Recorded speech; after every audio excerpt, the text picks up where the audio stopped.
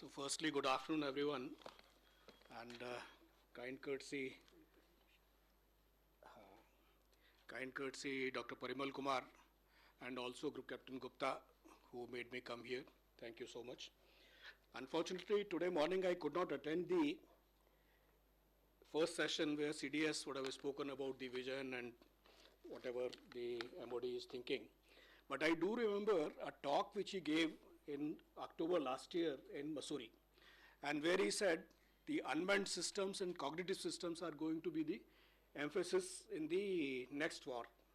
And that prophecy happened to come true in less than 10 months in May this year.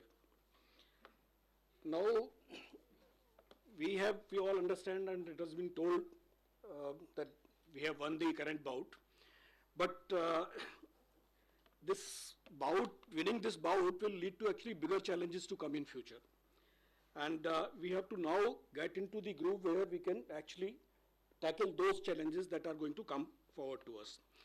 So this is not only from the technological point of view, but also from the geosecurity point of view, because we already see three countries have aligned together, China, Pakistan, and Turkey. And we also have some more in Asia, Central Asia, South Asia, who can come tomorrow. So whether it is 2.5 front war, 3 front war, 3.5 front war, we don't know what is going to happen tomorrow. And as the former Army Chief General Widge observed, that we may be single alone in the ring when the time of adversity comes. So we have to be actually prepared for that kind of thing. So the whole thing is that we need to plan holistically for Atmanirbharta in overall technology ecosystem, not only drone, but also other technologies as well. And the requirement is that we should not only match the other countries, we must outpace them. So this is the beginning from which we can just, I will just talk a little more about these similar things. As the challenges become bigger, the decisions also have to be bolder. We cannot work in the same way that we have been working. If the challenge is bigger, we have to take bold decisions, we have to take disruptive decisions, and I think it is the time that we must take them now. Also remember that disruptive technologies take time to mature. It is not that we say it today and tomorrow it will happen. And they also need enabling environment. The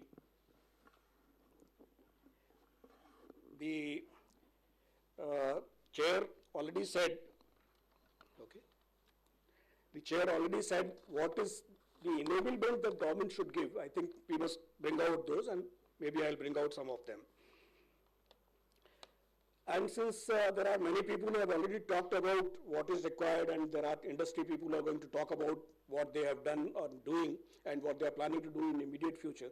So I will delve into a little more futuristic, what we should see today, so that maybe after 2 years, 3 years, or 5 years, we are still in the game and we are top in the game. So,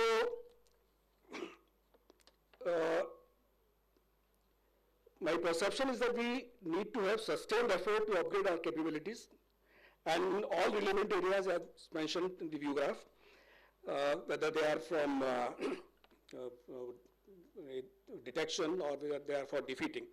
So all these technologies we need to work on, and they will have to be supported by several enabling technologies. It is not that only these 4 are going to create some good ecosystem. There will be several enabling technologies, some of them existing, which have to be repurposed for the drone warfare, and some new breakthroughs we will have to work on.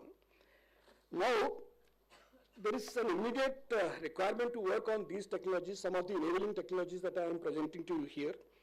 And perhaps you may add many more in this, and I'm sure the speakers after me will talk more about many more technologies.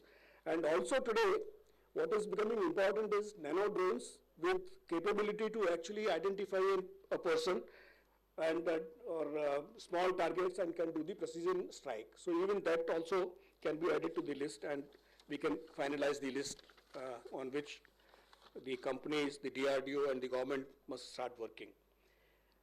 DRDO has definitely made, it was very heartening to see the 2 presentations from DRDO in the morning, and all of us know also, because I also have DRDO background.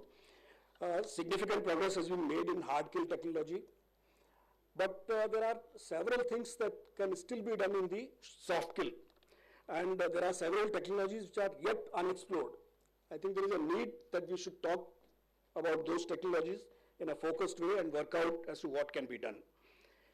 Also, we need to enable our companies to experiment and introduce sector-specific and application-specific AI and ML. We all keep talking about AI, ML, because what is required for a particular application may not be required for another application.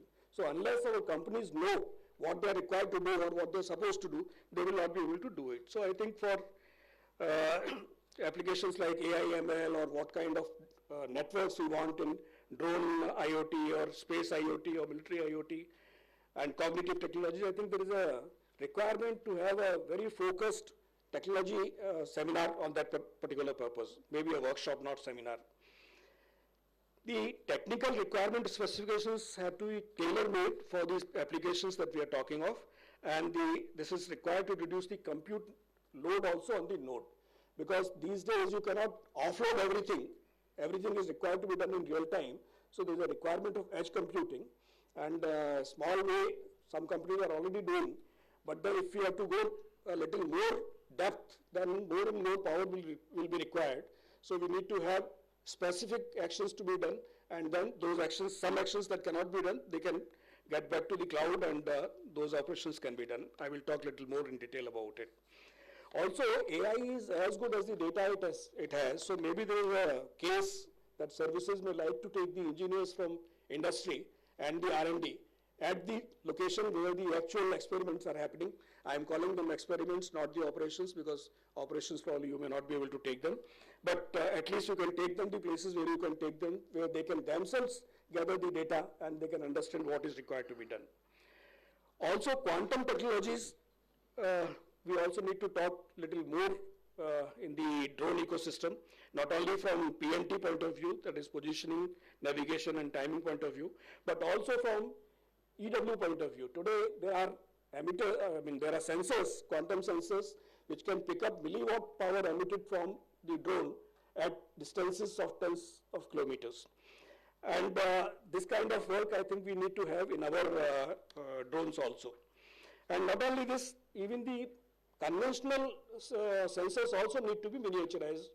We heard in the morning 35 kg payloads, and drones should not be used for that kind of payloads. Maybe 5 kg or even less probably are required.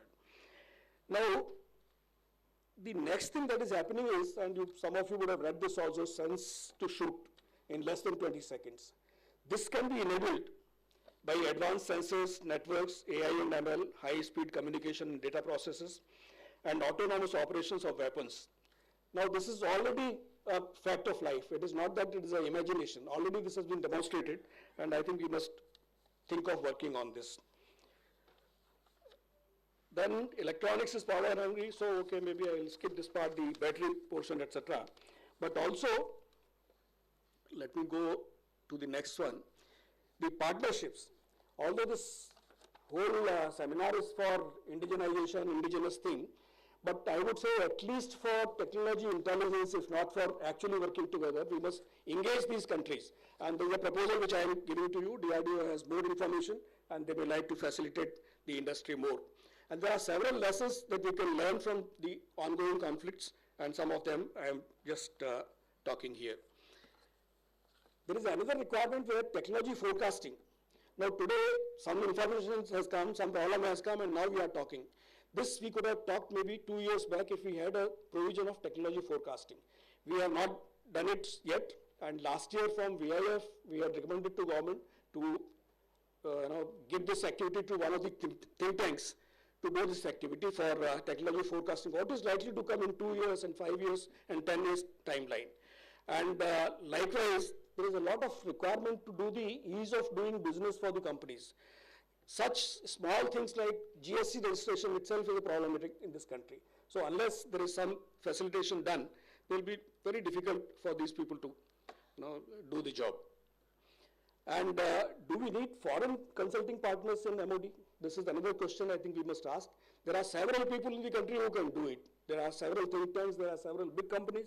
There are several small companies, there are several mid-level companies. Why we have to always engage KPMG or PwC or whatever? So, because that data, when that data goes where and how it is utilized, you don't know. So that is another thing. My last slide, my recommendation, 3 recommendations to 3 stakeholders. First, to armed forces, be peer, and by peer, I mean prioritize Indian technologies and invest in Indian technologies and Indian scientists. Evaluate them, not only for the purpose of evaluation, but also for the purpose of acquisition, and have whatever basket is required to be had.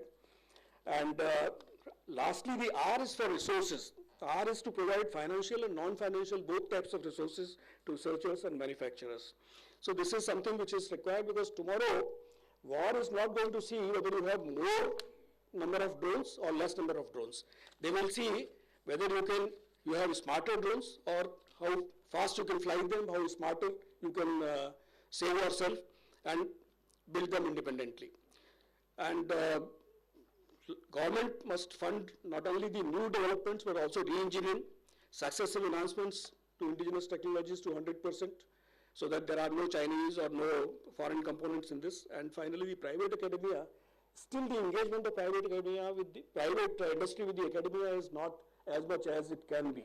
So I think there's a lot more that can be done. And I think with this, in the interest of time, few things I have skipped. Maybe if time permits, I will talk about it later. Thank you so much.